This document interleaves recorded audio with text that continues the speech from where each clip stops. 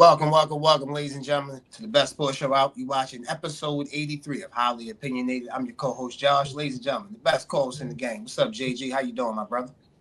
JD, Ross, what's going on with y'all, man? How we doing? We good, man. Good. Can't complain. Not at all, brother. Everything good with you? Always good, man. First of all, I want to say Happy Mother's Day to all the mothers out there. My mother, Happy Mother's Day. Love you always, and all the great moms out there doing y'all thing. Just want to give a quick shout out to y'all. Happy Mother's Day. We love and appreciate each and every one of you. Absolutely. Amen, brother. Couldn't say it any better. I'll try to. Hopefully we are the last to wish the beautiful women in the world a happy Mother's Day. You guys, you ladies make the world go round. You ladies, all of us, everyone that is on this earth comes from a woman, came from a woman. So that shows you the remarkable strength that women have, the remarkable strength that women carry. So forever grateful for the women that are the amazing women out here in this world. So once again, happy belated Mother's Day. Hopefully we are the last to wish you a happy Mother's Day. Ladies and gentlemen, the most important guy here on the show makes us look good with no makeup. You feel me? What's up, Ross? How you doing, sir? Man, I can't complain. How you doing, Josh? Good, man. Just maintaining, brother. Everything good with you? Yes, sir. We got some good basketball coming up. Kind of some good basketball yesterday, but I'm excited to hear y'all get to it for real. Absolutely, for sure. Ladies and gentlemen, thank you guys for watching episode 82. I want to give a special shout out and thanks to Coach Sunshine for bringing her sunshiny presence to the show. She definitely livened the show up. Amazing chat, amazing conversation. If you guys for some reason haven't watched episode 82, it's on our YouTube page. Just subscribe to our YouTube page. You'll see a notified subscription every time we drop a new episode. You guys will see it. We drop new episodes every week. So again, we appreciate all the love and support that you guys bring to Highly Opinionated. Speaking of that, Ross, let them know where they can follow us at on our social medias. Yes, sir. Y'all can follow us on Instagram at highly opinionated __. Follow us on TikTok at highly opinionated _SS. Follow us on Twitter or X at highly O_SS. And of course, y'all already on YouTube, so make sure you like, subscribe, and leave a comment. Yes, sir. We definitely, like I said before, we appreciate all the love. We appreciate all the support. If you love sports, if you have a product that you want to promote, this is the place for you. We aim to please. We try to be the best content that you guys watch on a weekly basis. So that's our number one goal. JG, my brother, ready to get episode 83 started, sir? I got a lot of opinions. Let's go. You got a lot of opinions. That's good. The show is called Highly Opinionated. Hopefully those opinions can fisk out into the world, brother. Let's start off as we do every episode with some NFL news. The Minnesota Vikings made an interesting signing. They signed Jauan Jennings to a 1-year deal up to $13 million. He adds to a wide receiver room that already has Justin Jefferson and Jordan Addison, so he comes in as wide receiver number 3. We obviously know that the Minnesota Vikings signed Kyler Murray to compete with J.J. McCarthy for the starting quarterback job. Your thoughts on Jauan Jennings becoming a Minnesota Viking? The Minnesota Vikings just became sneaky NFC contenders. And I mean, maybe a top 3, top 4 team, dare I say. Jauan Jennings is a very talented quarterback who I feel was at times underused in San Francisco. The Vikings won the wide receiver. Wide receiver, I'm sorry, yeah. He can throw the ball though. He threw some touchdown passes. I watched Jauan Jennings throw a touchdown pass. Like I know the guy's talented, but I feel like at times he could have been used more in San Francisco. I think the Vikings want to throw the football. First of all, I want to nip this in the bud. There's no competition with Kyler Murray and J.J. McCarthy. We can just put that to bed.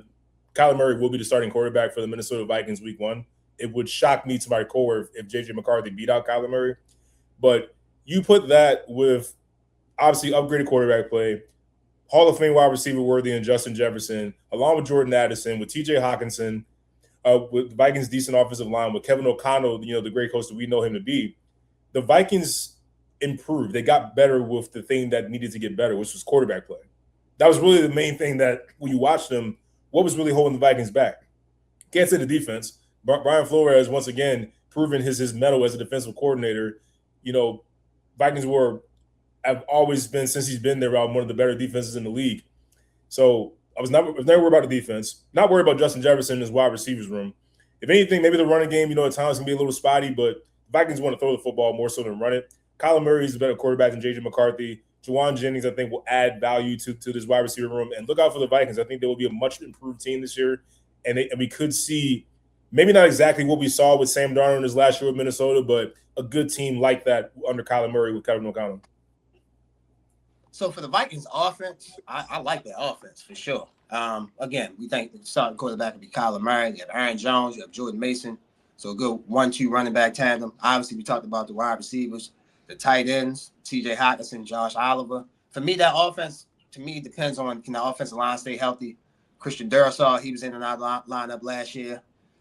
There had some other key offensive line injuries up front. So can the offensive line stay healthy? Now, I respect Brian Flores. I know what he represents, but I do have questions about this defense.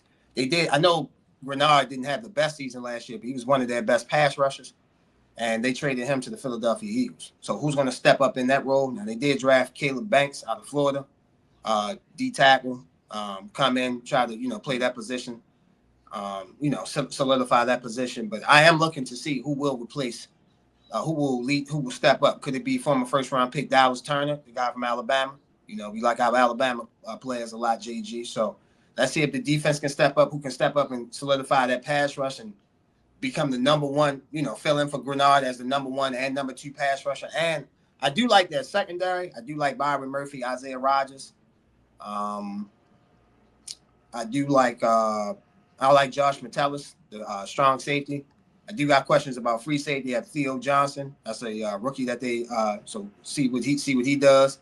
And Tavar Thomas, that's a slot corner. So to me, majority of the Vikings questions, ironically, this year is on defense, not really on offense. Again, we think Kyler Murray will be the starting quarterback, so kind of solidified there. But the defense, who's going to step up, man? Because that NFC North is going to be a bloodbath. I think we saw what the Bears turned in, so let's see if they can ride the momentum off for our first year with Ben Johnson. The Green Bay Packers, before they lost Micah Parsons, most people thought they were contending to get to the NFC Championship game or make a deep run in the NFC playoffs. And Detroit's pissed. They finished last in that division, so they want to go from worst to first. So NFC North is definitely going to be very, very interesting for sure. A lot of good football in that division. Vikings losing Harrison Smith, a longtime Viking there. So obviously, with a new guy coming in, there's going to be questions. Can you replace what the legendary Harrison Smith did for that franchise for so many years? So definitely questions there. Good point by you. NFC North is going to be one of the more interesting conferences in the NFL for sure.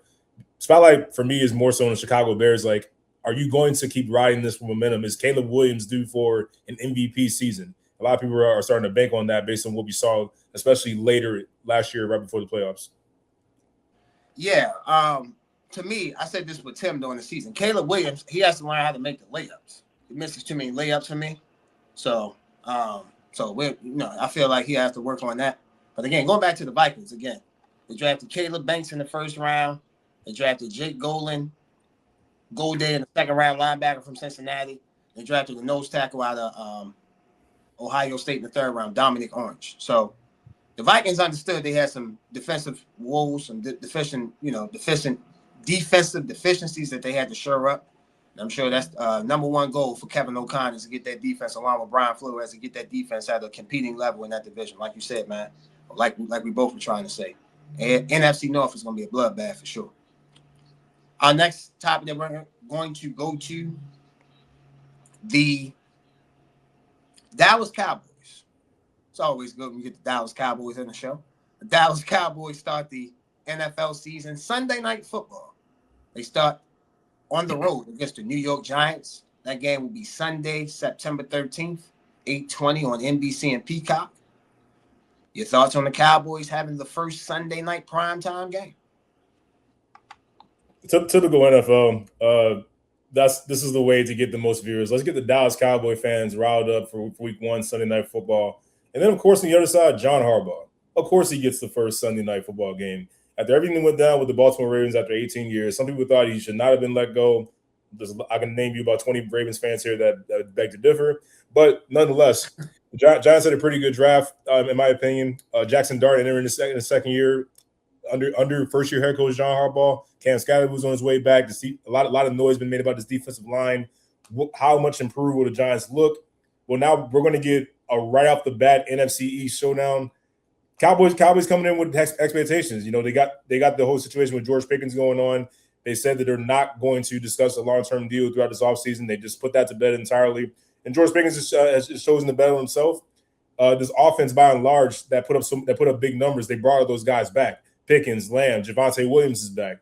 And now you have what many believe is a much improved defense with drafting Caleb Downs as your safety, who I think will be the face of that defense very soon. And then you added Quentin Williams, Rashawn Gary. So this should be a much improved Dallas Cowboys defense. But my main thing is this was kind of the best way to start off the season if you want viewership and if you want storylines. Because off the rip, Dallas Cowboys is always a storyline with them. Every year most fans feel like they're Super Bowl contenders until reality sets in right around November, December. But for the Giants, there's some real optimism here, in my opinion. I'm a fan of Jackson Dart. He's just got to do a better job of staying healthy and not having 10 concussions in a season. And maybe we'll see what he's really got for us. So to me, this matchup on NBC, as you said, when you pick games, when these networks pick games, they're going for eyeballs. So obviously, Mahomes will be an eyeball. Josh Allen, the Ravens with Lamar Jackson, the Cowboys obviously are those are your biggest draws in the NFL. So you're going to placate, you're going to play to that fan base. You're going to play as quote unquote, you're going to beat that drum. You're going to play to that drum. So I understand that. For me, I'm looking forward to the game. Dak Prescott is 14-1 against the Giants in his career. And I want to see if John Harbaugh can have the effect that Sean Payton has had in Denver. What I mean by that is this. Before Sean Payton went to Denver, Kansas City ran through the Broncos. Mahomes probably lost, I think, 1 or 2 times before. Now he's lost.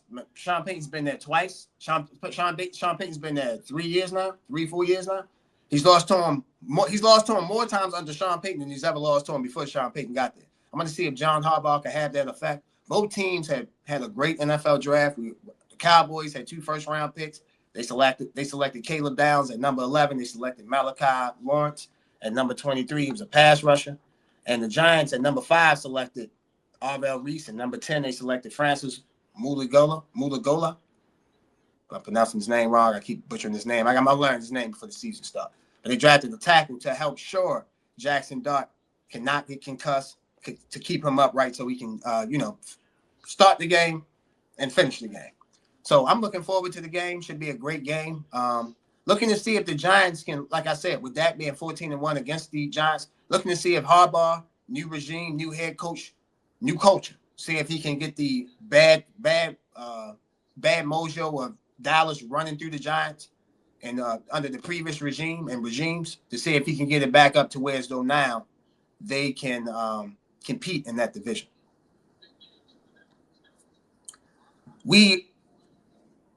I shouldn't say breaking news because this is going to come out anyway. We'll get to the David Njoku story in a second. However, just saw that on Thanksgiving on Fox, the Eagles will travel to Dallas to take on the Cowboys. So another plan to the Cowboys fan base. This game is Thursday, Thanksgiving Day, November 26th, 4:30 on Fox. Your initial thoughts on the Eagles and the Cowboys playing on Thanksgiving? This is what I need on Thanksgiving. Like, what are you kidding me? Like a marquee matchup in the NFC East. Like Eagles are trying to like come back from from their standards has been a down year. We're entering what many have called, I don't believe it, but many call a make or break season for Jalen Hurts. And there's storylines there for sure. And of course, the Cowboys, they always play on Thanksgiving, so that's kind of to be expected. And but I love the matchup. You can't ask for anything better when it's in the middle of Thanksgiving Day. Hopefully you finish up your dinner, or you're probably just getting started with dinner. But I know my TV's going to be on that game. No, for sure. I love the game. I love the idea of obviously having 2 bitter division rivals playing on Thanksgiving. It just juices it up. It kind of reminds me a couple of years ago when we had Ravens and Steelers on Thanksgiving, primetime game, numerous times. I remember the Thanksgiving Day, the Christmas Day game. So from years back. So always great when you can get division rivals on a special holiday, Thanksgiving for the NFL, Christmas for the NFL. So can't wait for the game. And again, I know it's the off season. I think I have this problem. I like every team in the offseason. I don't think every team is going to be good, but you try to be positive of what you think every team can be. Washington has improved. The Eagles got their situation going on with A.J. Brown, so let's see how that play out. The Eagles, you can make a case they've improved, but for sure, Washington has improved. The The Giants have improved and the Cowboys have improved. So, man, that NFC East, man, should definitely be something to watch. I still have some questions about Washington's offensive line. I know Daniels will be back. I have a few questions about their running game too. I'm not sure what that's going to look like. Is Krosky Merritt going to continue what he did last year? What does Austin Eckler look like coming off an Achilles injury? That would be my question as far as the offense. On defense, I think they definitely improved getting Sonny Styles at that linebacker, and much improved defense, I believe. So we'll see. But Washington, I still have a couple of questions. So for me, I look at it as I like Washington's running back room. You have Bibb, as they call him.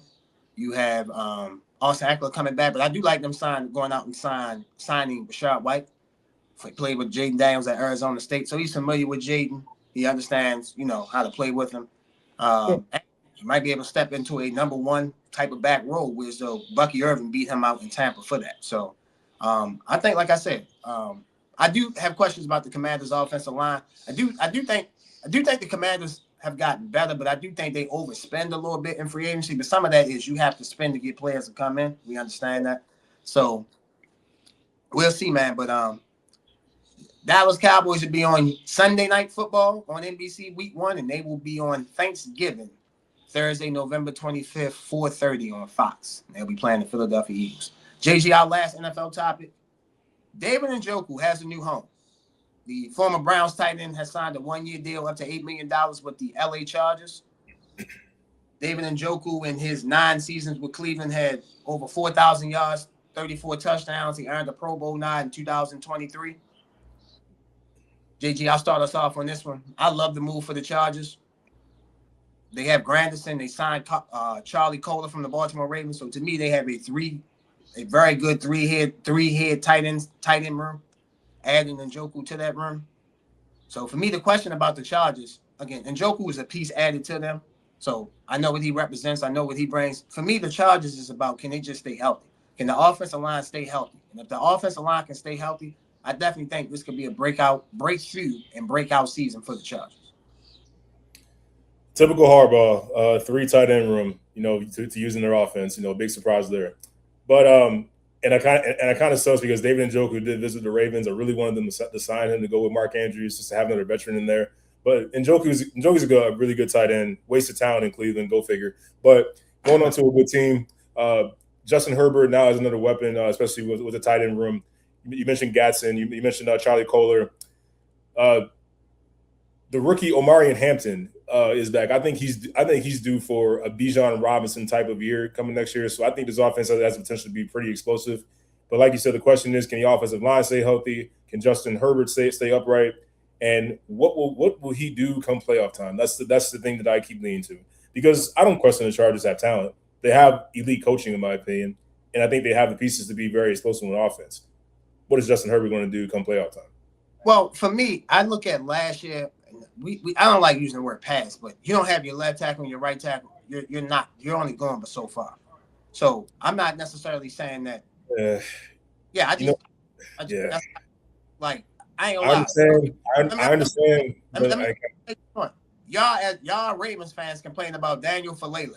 He's one person. So imagine y'all thought he was bad, right? So imagine the backups to the left tackle on the Chargers and the right tackle to Joe Alt and Rashad Slater. So for me, like if you have 2 positions on your offensive line that are not stable, that's not good. So listen, again, I've been a critic of Justin Herbert, and my criticism still reigns on him once he gets to the playoffs. But I have to be fair to him like I would be anybody else. If you don't have your starting offensive line, you're only going but so far. That's just facts. And there's nothing he can't block, throw the ball, and catch it. No, you're correct. And the Ravens have problems on both left guard and right guard. It's just that I hold Justin Herbert to a high standard. It's just you got to overcome some things. I don't think he's really shown me that yet. Again, you're correct. When the offensive line is in shambles like that, you will be affected. But what do you do when that adversity hits, and what do you do when your offensive line isn't always up to strength? I hold Justin Herbert talent-wise as one of the more talented quarterbacks in the NFL. When he's right, I think he's just as good as anyone out there from a talent perspective. But it's just this is all we've seen really since he entered the league. Everyone's talking about how he's this prototypical quarterback. He's the ceiling is so high, compared to other ones. This is who you would start your team with. And ever since then, this is all I've seen. Now, some of that is due to injury. I understand. But if we're going to hold Justin Herbert consistently to that level, like we do the Josh Allens, the Lamars, the Burrows, the Patrick Mahomes, we got to start seeing a little bit more than what we've seen. Yeah, I don't think he's that level as far as accomplishments. He might have the talent to be on that level, but I don't think I'm talking about talent, like talent wise. What I mean, accomplishments, we know where we are with that. Yeah, he's one of the most talented quarterbacks in the league, but I do think he's had some things not go his way, mainly with Harbaugh, mainly injury. So again, I think the Chargers will be healthy this year. I'm very high on the Chargers this year. We'll see as we get closer to the NFL season, which you think where I predict them to go, but what I think they can be this season. But I'm very high on the Chargers. They just need to stay healthy. The Chargers might have that mentality, like you say about Cleveland. What can go wrong will go wrong. That's kind of like they do. They turned their nickname. They turned their team name to a verb. It went from Chargers to Chargering. You know what I'm saying? So they have that. They do have that in them. You feel me? They just do. They have it in them. So, can't wait to see David Njoku with Justin Herbert and that Mike McDonald led offensive coordinator offense. Man, the Chargers, man. I think they made mostly all the right moves on the offseason. I just imagine Njoku right now is how I got a big smile on his face. I get to leave Cleveland, Ohio to get to play in freaking LA with Justin Herbert. Good for you, man. Yeah, inside of a dome. I'm happy for him. I'm genuinely happy for them. Yeah, you can't beat moving. I don't care what you move to LA for. You can't beat. So yeah, like congratulations, brother. Keep doing what you're doing. We salute you here on Highly Opinionated. Ladies and gentlemen, before we go to break, we have some sad news in the sports world this week. Two Georgia legends, Bobby Cox and media tycoon Ted Turner, both passed away. I'll start off with Bobby Cox. Bobby Cox died at the age of 84. Bobby Cox, one of the best managers of all time. He was the best manager to ever wear a Braves uniform. He led the Braves to 14 straight division titles. He won 5 National League pennants and is a World Series title in 1995. Bobby Cox was a true Atlanta legend. If you're an Atlanta Braves fan, you remember Bobby Cox with Tom Glavine. Oh my God, the pictures of John Smoltz, and it's another picture that I'm forgetting. Tom Glavine, John Smoltz. Oh my God, I can't think of the third guy. But you remember the Atlanta Braves as I was growing up watching baseball from time to time. You remember those 3 pictures. You remember Bobby Cox. You remember him getting in umpires' faces and getting thrown out of games and stuff like that. You could just see the passion that he had as a manager. Rest in peace to Bobby Cox, 84, true legend. I just said a two-time World Series champion, 4-time manager of the year. His number 6 for Atlanta was retired. He was a manager for both the Braves and the Toronto Blue Jays for a brief stint before going back to the Braves where he finished up. He also played as a Yankee back in the late 60s. So another legend here. He recorded 6 100-win seasons, a record that's only been matched by the great Joe McCarthy. So baseball definitely lost a legend here. Rest in peace to the Bobby Cox, and all prayers to the Cox family. Absolutely, for sure. Like I said, and then think about this. When he lost in the World Series, like just looking at it, he lost in 99 in the World Series. He lost to the Yankees. Like that's the team of that era, the team that won 3 straight. So it's no shame in that, none whatsoever. So Bobby Cox, man, true legend. Ted Turner, like I said before, true media tycoon. He died at 87. Ted Turner was responsible for the Atlanta Braves and the Atlanta Hawks. He's also responsible for cable networks, TBS, TNT, Turner Classic Movies. And to me, his greatest achievement, I don't care what you think how the news is. I don't care what you think of the people that's on the network. But what he did for CNN was truly amazing. Ted Turner allowed people to have jobs 24/7. CNN was 24/7. So you needed to fill that space. You need to fill that airwave. So rest in peace to Ted Turner, 87.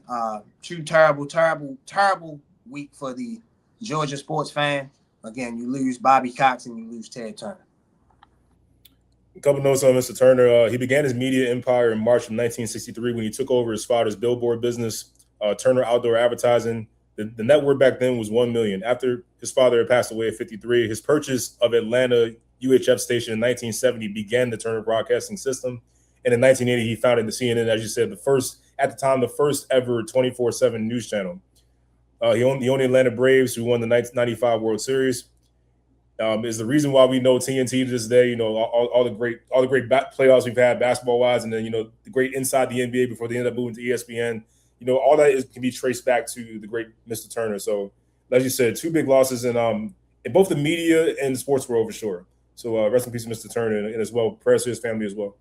Absolutely. The pitchers that I wanted to mention: Tom Glavine, John Smoltz, and Greg Maddux. Those were the three pitchers that Bobby Cox had the privilege of managing while his time was in Atlanta.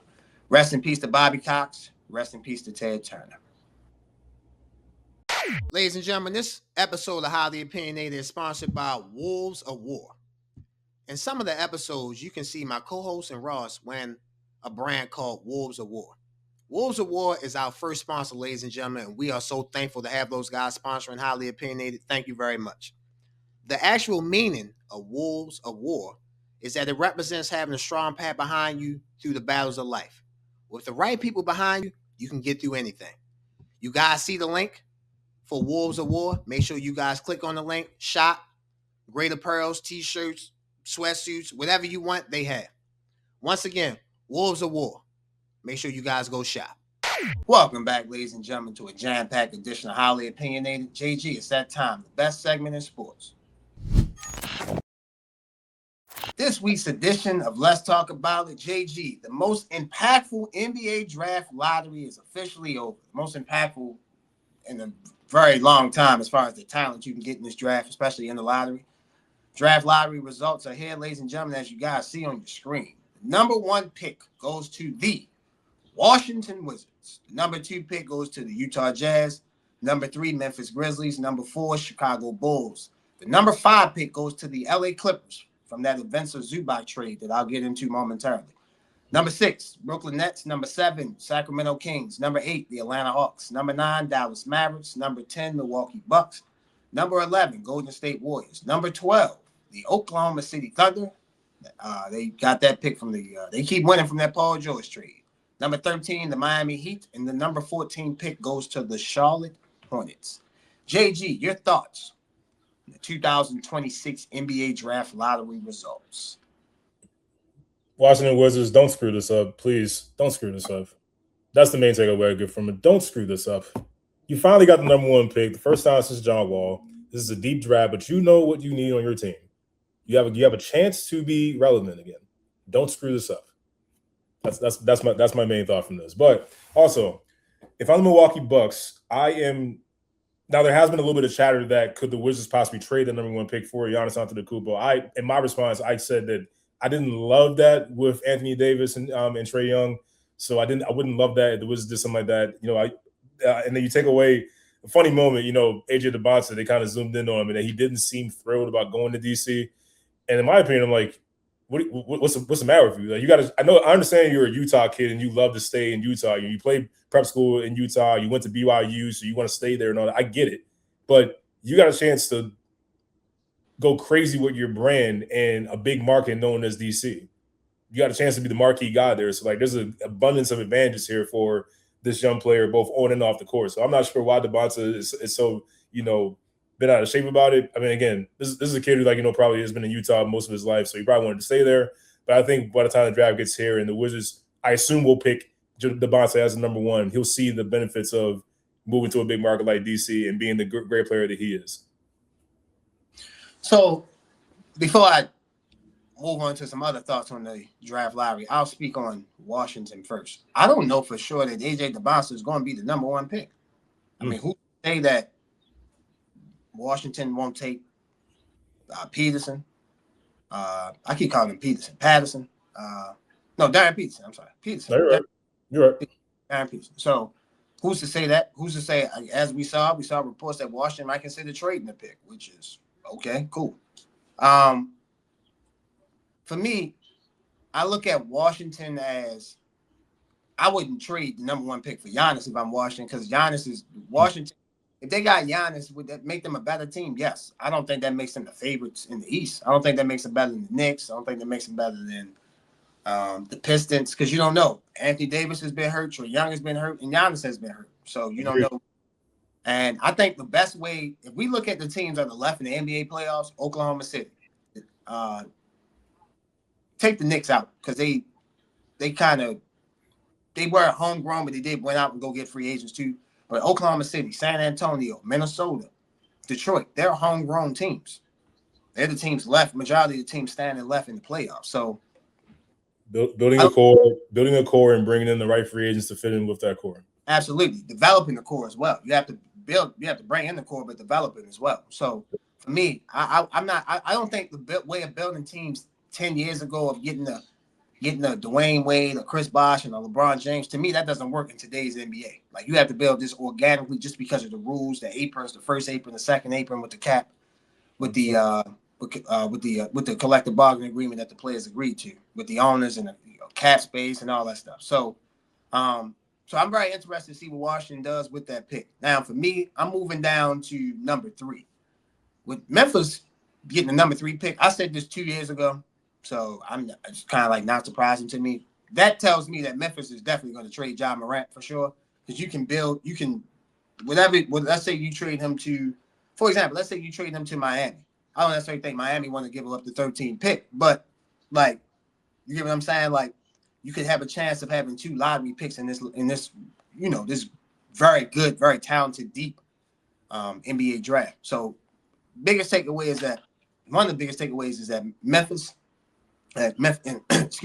will trade Ja Morant. Second takeaway, I'm going down to number 5. This team has not had any luck for a very, very long time, but I think the Clippers have a very interesting offseason because I don't think they imagined they were going to get that because it's a top 4 protected pick from Indiana when they made that pick for Vincent Zubac. So for me, I don't think the Clippers thought they were going to get that pick.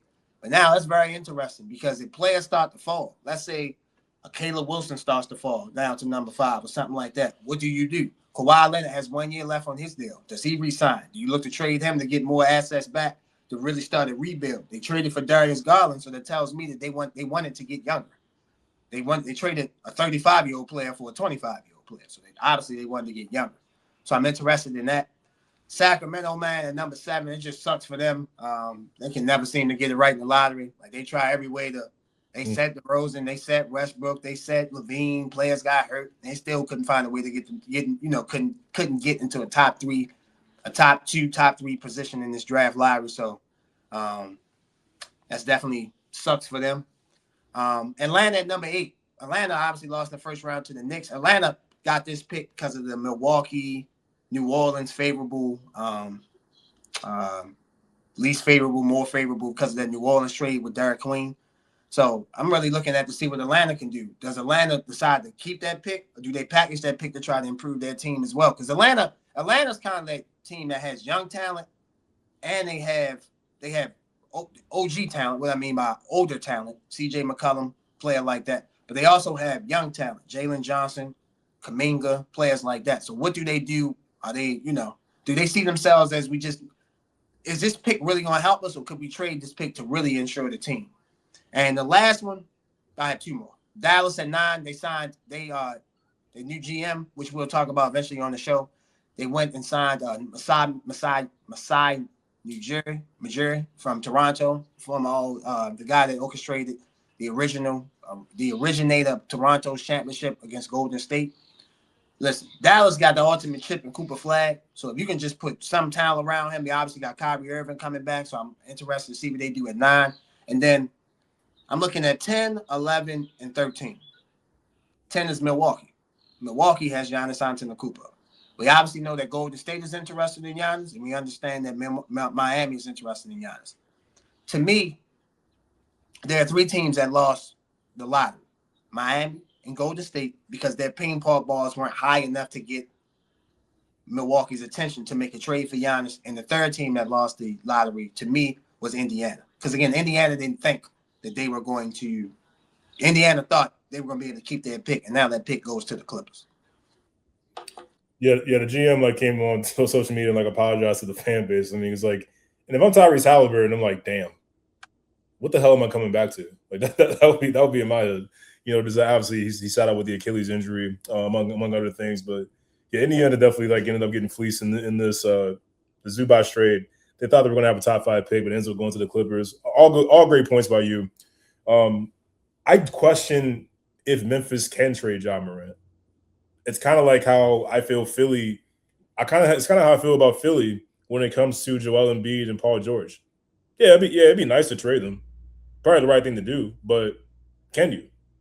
Yeah, I don't know what type of value Ja Morant has right now, just based on what we've seen this season and what's been said. I disagree with that because one, Morant's younger than Paul George and Embiid, and for me, I think Morant and his camp can say change of scenery, change of environment can do him better, can do him well. And obviously, you think Miami's a better setting for him versus Memphis?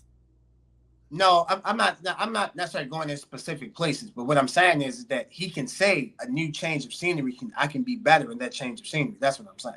Yeah, I do think Miami would be a better change of scenery than Memphis. I actually do believe that.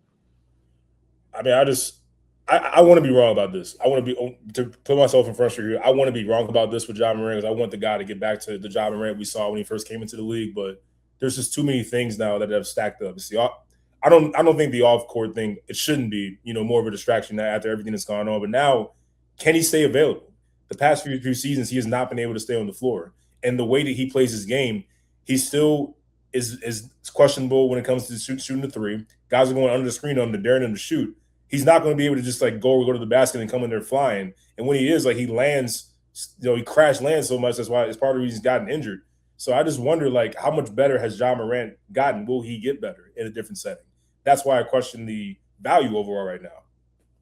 Yeah, for me, if he goes to Miami, I would like that move because I understand what Pat Riley, I understand what Eric Spoelstra, I understand what that regime down there can do. Put their hands on a quote unquote trouble player, improve on his jump shot, improve on his deficiencies in his game. So I think Miami would be a perfect situation for him.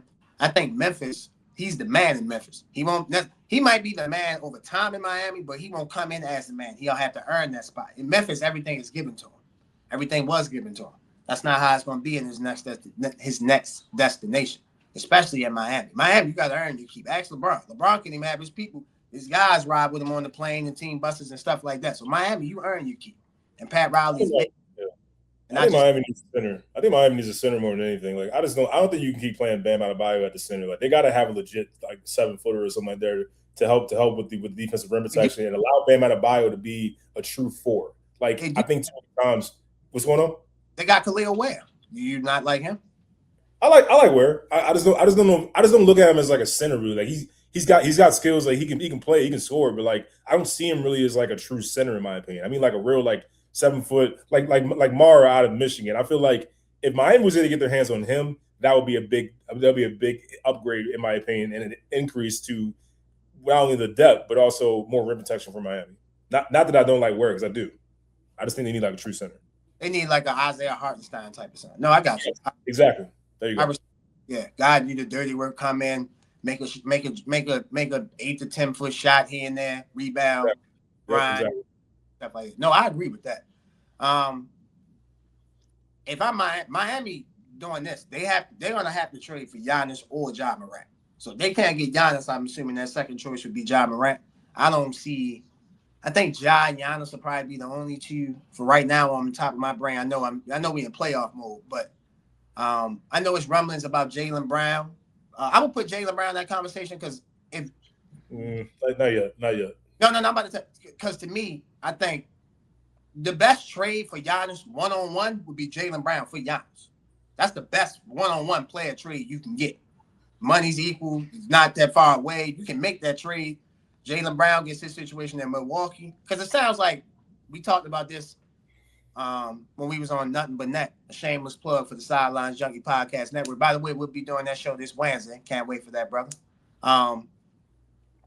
Like Jaylen Brown kind of put his foot in his mouth. So it's obvious you can tell he kind of was happy with the season that transpired in Boston because he was the man. So if Boston did open that idea and did want to do that, you could trade Jaylen Brown straight up for Giannis. I would entertain it at this point if I'm Boston. I mean, like Jaylen Brown, like I look at him different if I'm Brad Stevens and ownership because I'm like, okay, well, what just happened here? You know, we talked about this on Nothing But Net. Shout out to the guys there. Blew a 3-1 lead. Boston Celtics have never done that in their playoff history, ever in their playoff history, given with all the grace they had there. Robert Parrish, Larry Bird, Danny Ainge, the list goes on and on. Yeah, exactly. You're the first team to do that. And the thing is, it was primarily led by you, Jaylen Brown, who I think was deservedly so in the MVP race. Obviously he missed a couple of games here and there. One was him being ejected by the rest. I thought that was total BS back then. But okay. Yeah, that San Antonio game, that was total garbage. But other than that, you know, Jaylen Brown had an excellent year, you know, reminding people of what he's capable of. But you blew a 3-1 lead to a 76ers team that just got swept by New York. And one of the first things you say is that this is your favorite year. Yeah, I understand. Like, if you want to zoom out, big picture, okay, everyone was thinking Boston was going to take a gap year, you know, losing Tatum, getting rid of Porzingis, getting rid of Drew Holiday, Al Horford's gone. You know, you think the fire sale that was going on, you imagine that Boston was probably going to take a step back, like Indiana took a step back, obviously losing Tyrese Halliburton. Absolutely. Well, not only did they not take a step back, they pushed, you know, they were, for the most part, they were number 2 seed in the East the entire season.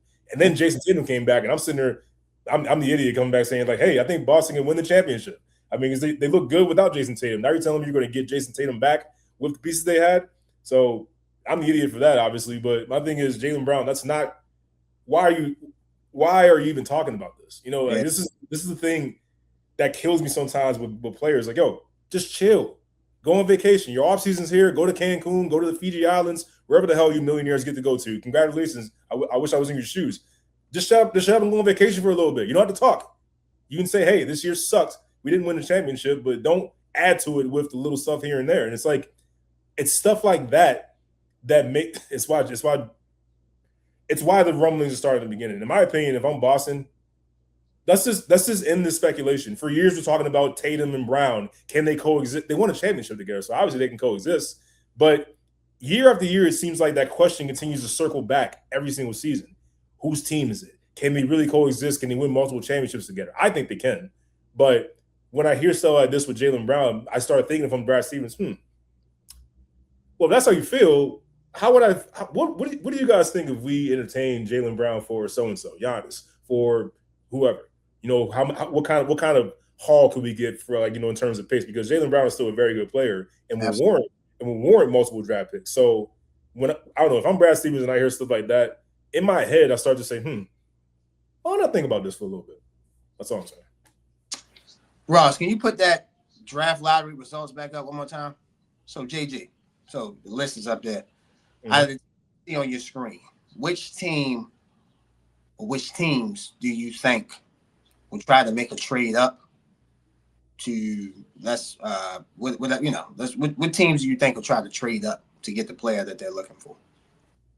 It wouldn't shock me if the Warriors try to trade up. I don't know if they can, because they need a marquee guy to go with Steph Curry to kind of like get the ship afloat for the remaining years of Steph Curry with the Warriors, assuming he's staying there. We just saw the Steve Kerr's, but I'm coming back on a 2-year deal, so they got the coaching staff intact. I can see the. I mean, dare I say, I could see the Utah Jazz wanting to move up to number 1. I don't think they'll do it, but I could see it happening. And then also, you know, Oklahoma City, we can never put it past Oklahoma City. Sam Presti, the GM that he is, and the job that he's done with this team, it wouldn't shock me at all if this guy tried to trade up and get one of these marquee players. Because the fact that Oklahoma City looks the way they do and they have a freaking lottery pick is insane. But Sam Presti can use that to his advantage. He can trade it. You know, Aaron Wiggins on the bench, who was playing a lot before Jared McCain came in from the Philly. He's got some value there, so you never know. I think Sam Presti will be on the phone this offseason on looking at how to improve this team, assuming that they get back to the championship and win it. I wouldn't put it past them at all. Yeah, I'm looking at Brooklyn at number 6. I think they have some assets. They could try to trade up. Remember, last year they had 4 first-round picks, so exactly, you know. And they use them all. So I think Brooklyn might be a team that try to trade up, try to improve that team. So very, very interesting draft lottery. Can't wait for the draft. Draft is coming up June 23rd and 24th on ESPN and ABC. Ladies and gentlemen, we're going to take a quick break. You're watching Highly Opinionated. We'll be right back. Ladies and gentlemen, this episode of Highly Opinionated is brought to you by Edibly Airy. Enjoy the heightened experience of THC edibles in a whole new way. At Edibly Airy, Our freeze-dried edibles available in 100 milligram, 200 milligram, 300 milligram, 400 milligram will give you the buzz you crave with a flavor you won't forget. Available in 3 different flavors: watermelon sunset, tropical fruit, and berry berry. To place orders, please visit the website at ediblyairy.com. While you're there at ediblyairy.com, use a promotion code. You guys see the promotion code on the screen? $ Highly Airy, $. Again, $ Highly Airy, $ for 20% off your first purchase. Follow us on IG at Edibly Airy for new product releases and monthly hookups. Must be 21 and over to purchase. Edibly Airy, the best freeze-dried edibles out. Go shop. Ladies and gentlemen, welcome back to Highly Opinionated. As you can see, we have a special guest. Ladies and gentlemen, this man is well entrenched in the media game. Again, we're all trying to get into. He is someone that I lean on. Ladies and gentlemen, the great Simon Bugs. Let's welcome him to Highly Opinionated. Welcome to Highly Opinionated, Simon. Thank you, man. I appreciate y'all for having me on the show. It means a lot to me. Thank you. Man, we appreciate you for coming on, man. You as I said in the intro, man, you have plenty of media experience. Again, you know, we DM each other from time to time, man. You're someone I lean on, man. Someone I ask for advice in the game. So keep up the great work, man. Keep doing what you're doing. Proud, man. Any way I can help, you know, here at Highly Opinionated, man, we'll help you as much as we can. Thank you. Appreciate that. Absolutely. So, Simon Bugs, sir. Who is Simon Bugs? Let the world know who you are, brother. Who am I? Well, I am from Prince George's County. I'm born and raised. I'm currently at Prince George's Community Television. It's the news station over at Prince George's County. I've been there for going on 4 years now. I cover a wide range of sports there: basketball, football, lacrosse, baseball. I cover a wide range of sports, mainly at the high school level. Because my job, as far as sports goes, we really like to have a platform. We'll really like to have these high school athletes, have a platform to be able to showcase their skills. So a lot of times when I go to various sporting events, I cover them mainly at the high school level. This area has a bunch of talent at that level, so it's definitely great to see these athletes, showcase their skills. I do cover college and professional from time to time, but like I said, mainly high school sports. Like you said, I am a graduate of Prince George's Community College. I graduated from there in 2019. The same year I graduated high school as well. I got a associate's degree as well as a high school degree from there. Went to Bowie State as well. Like you said, I was there from 2019 to 2021. Got a degree in bachelor's degree in broadcast journalism, and I graduated in late 2021, and I started working at my current job maybe like mid 2022, and I've been there ever since. Go ahead, Jay. So Simon, did you play any sports while you were in school? And also that's my first question. And number two, what's your ultimate goal here? With what you're doing in these sports media, what's your ultimate goal here? Do you envision for yourself? Mm-hmm. No, I didn't play. I didn't play any sports while I was at Bowie State. I get asked if I play football a lot, because I don't know if you guys can see it, but I do have a little bit of muscle on me, so I get asked if I play football a lot. But no, I didn't play any sports. But as far as my future plans, my ultimate goal is to wind up on ESPN one day. I watch their shows all the time. I watch shows like First Take. I watch shows like Get Up. I mean, those are the main 2 shows that I love to watch. When I do tune into ESPN. I think that's like my ultimate goal, to be up there and be like a Stephen A. Smith, be like a Dan Orlovsky, Mike, I believe his name is Mike Rosenberg. I believe he's the host of Get Up. So Mike Greenberg. Sorry, Greenberg. Thank you. Yeah, Mike Greenberg. Yeah. That's the plan, and I hope to get there one day for sure. Well, awesome. Go ahead, Jay. I'm sorry. No, I was saying that's awesome, man. I mean, I'm with you like that. I mean, Josh kind of isn't the biggest ESPN guy these days, but I am. So I do love watching Get Up, and I do love watching First Take. I think what those guys do in there is fun. I think that's the ultimate living. Like you're telling me that I get paid just to talk about sports, with players that are taking over the sports world. That to me is a hell of a job, and it's a great aspiration to have. Yeah, definitely, I agree. Thank you. Absolutely. I will say this. I watch ESPN, of course, Jay. I'm not a fan of some of the talent that they have on ESPN. They try to promote for the talent to be on ESPN. But I do watch ESPN, of course. I will say this. I ain't watched First Take in 10 years. I watched it last Friday, though. I definitely watched last Friday. Shout out to First Take. They did what they had to do. They had to bring that OG back. Shout out to Skip Bayless. Talking nonsense. Talking nonsense like always. It's only nonsense if you take it as nonsense. Some of the stuff he was saying, I'm not getting in the comments, I'm not getting in the topics, but some of the stuff he was saying about the topics he was speaking on, he was actually speaking facts. Whether he was talking about the Knicks, etc. So it was good to see that. Getting back to you, Simon, man. Obviously, we follow each other on Instagram. You have a knack. You have a knack for this. You have very unique, very passionate interviewing style. As you said that you mainly cover high school sports. Describe your interviewing style when you're interviewing different people, whether it's coaches, players, etc. Absolutely. Well, a lot of times with coaches, when I'm interviewing coaches, I kind of like to ask them not necessarily about themselves, more so about the team. Like, where have maybe the biggest improvements have you seen from the team from last year to this year?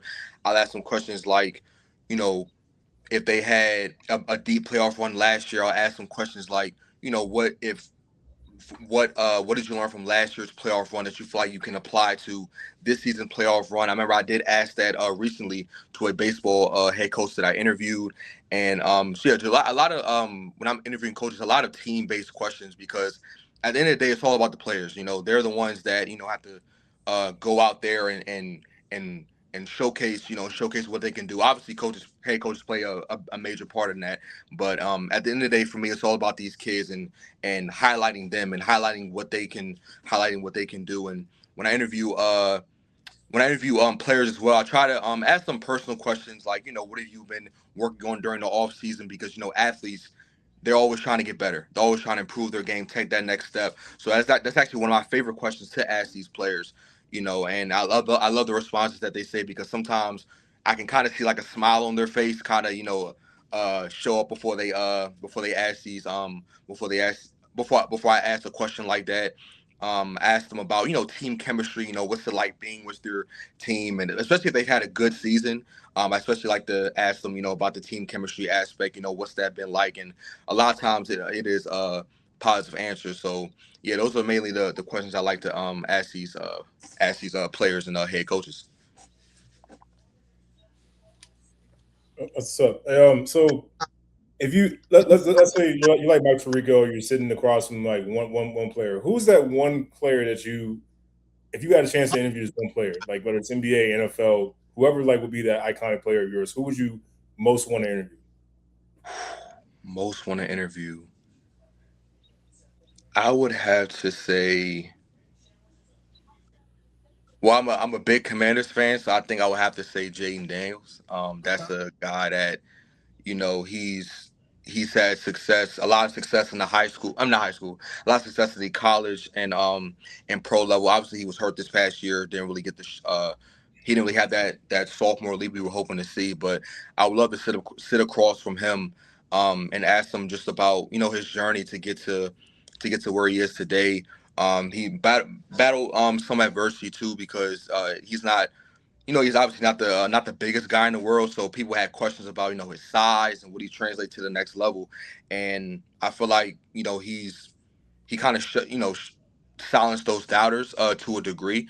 So I would love to sit across from him, and he also, just from what I've seen in interviews, he seems like a cool guy. He seems like a nice, chill dude to kind of just talk to, and seems real like a nice guy to interview. And another person I would actually like to interview was I don't know if you guys have heard of her, but Messiah Russell. Have you guys heard of her? Yes, I have. Okay, Messiah Russell. Yeah. Yeah. She's obviously here from Maryland. So a great person I would like to interview because winning an Olympic gold medal, that's something that not a lot of people can say they've done, and you can tell she still has that desire to be great, and I would love to just talk to her about the drive she has, because as an Olympian you could if you win an Olympic gold medal, you can make an argument that you have nothing else to prove, right? You have nothing else to prove, and you can kind of just I guess you could say relax, but from what I've seen, she's still going hard. She's still trying to take that next step and improve her game even more. So those are two people off the top of my head that I would love to interview one day for sure. You So, talked. Go ahead, Jay. no, I was saying that's good. Absolutely. So, Simon, you talked about working for Prince George's Community TV, Yeah. CTV Sports. Talk to us about CTV Sports. Yeah, CTV Sports. It is I would like to. I'm biased, but I think that's like our main draw. I mean, I cover, like I said, I cover a lot of stuff from. I cover high school, a lot of high school sports. As far as college, I cover Bowie State. I cover Prince George's Community College. I cover UMD, and then like I said, I do cover professional as well, like Commanders, Wizards from time to time. I also cover minor league baseball as well. I feel like it is a part of our newscast where you kind of get a little bit of everything. I'll touch on different, just a bunch of different things that are going on in the county because this, as you guys know, this PG County, I mean, there's we can talk forever about the amount of sports talent that we have here. So I love being here. It just gives me a great opportunity just to showcase what my county is all about, and as far as sports goes, and just the amount of talent that we have here. Absolutely, absolutely. So you used to do a show called The Sports Bar. This is how I know greatness is awaiting you. So you used to do a show called The Sports Bar with Bryce Parker. Bryce Yes. Parker left that show to go work for WFMY News 2 in Greensboro, North Carolina. And I brought that up obviously to give you a chance to speak on Bryce, to speak on you guys, the connection you guys had with the sports bar, and how you guys have hopefully stayed in touch, and how you guys remain, good buddies and good friends to this day. But the reason why I wanted to bring that up from my talking point was this: in life, when you want to make adjustments and you want to make changes, sometimes changing your location is the ultimate change that you have to make. Hmm. We all three want to be at the front, at the head of the table, no pun, but at the head of the table. The Stephen A. Smith, the as much as I despise some of the stuff that this guy says on TV, he is up there as sports people. The Nick Wright, the Ooh. Baylesses, the guys like that.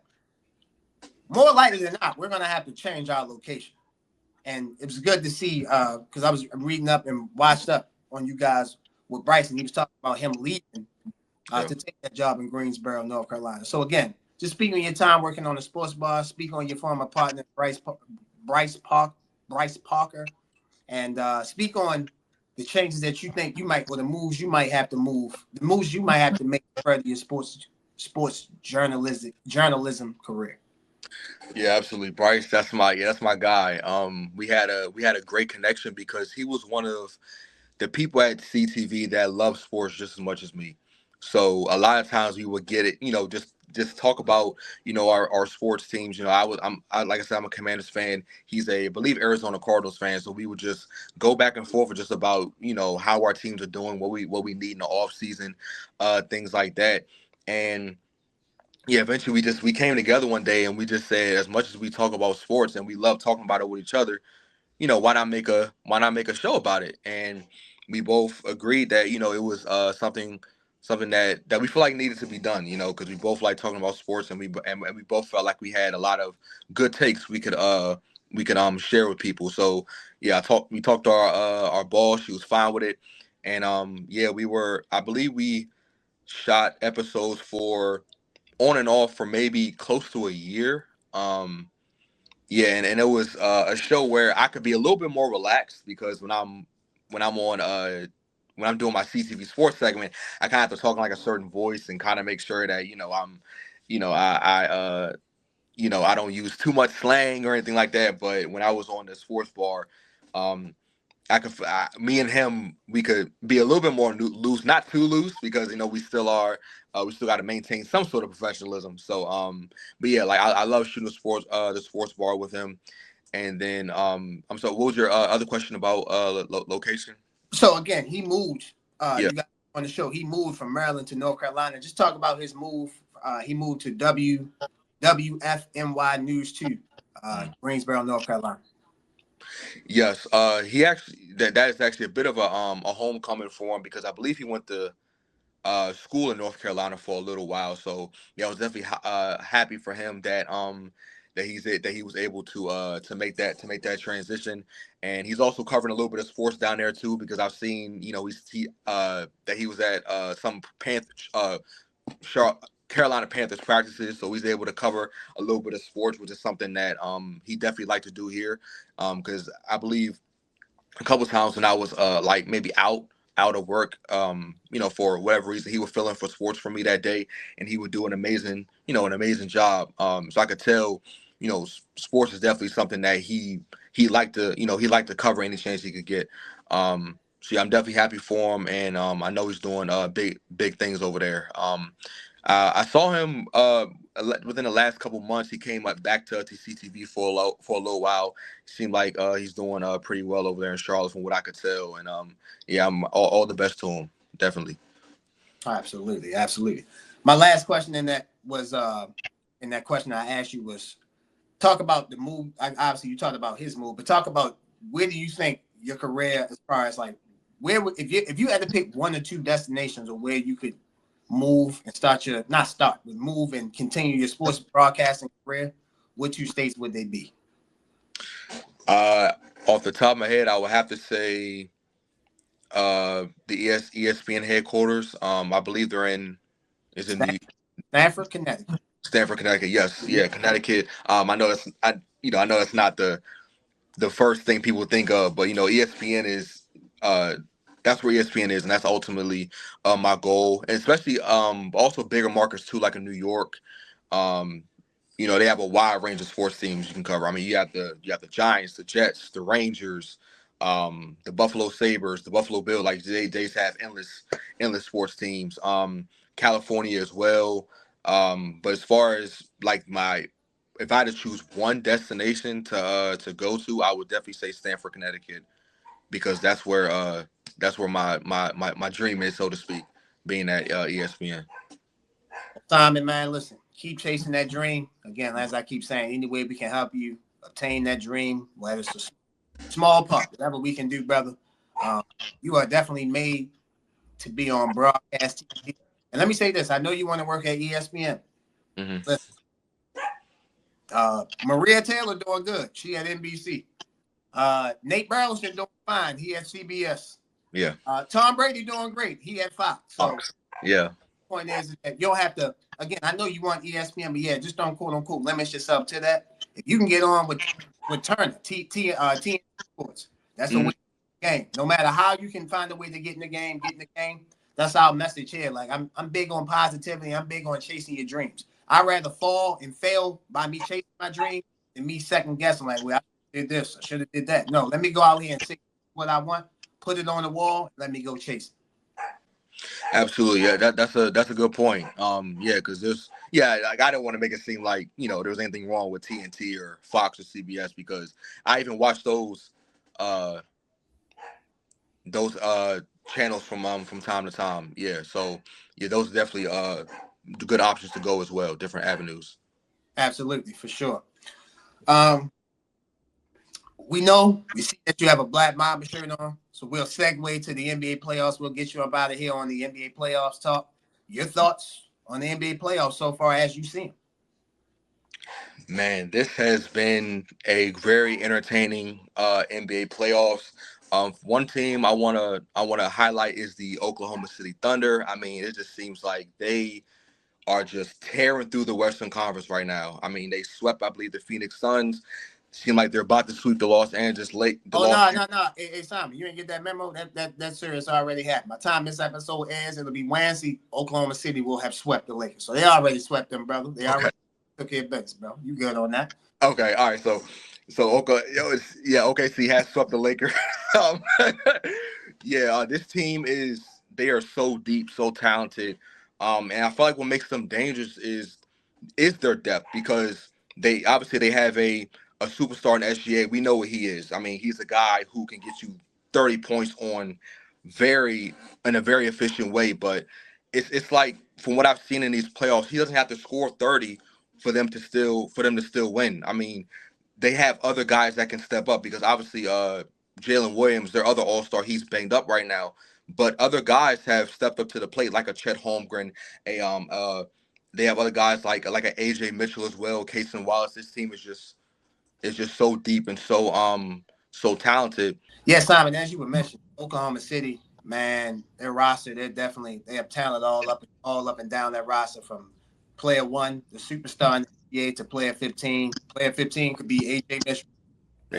Yeah. Man, he's averaging 20 points in his second round series against the Los Angeles Lakers. So Oklahoma City, they're just a model franchise in the NBA. They draft well, they develop well, and as you mentioned, they don't even have Jalen Williams yet.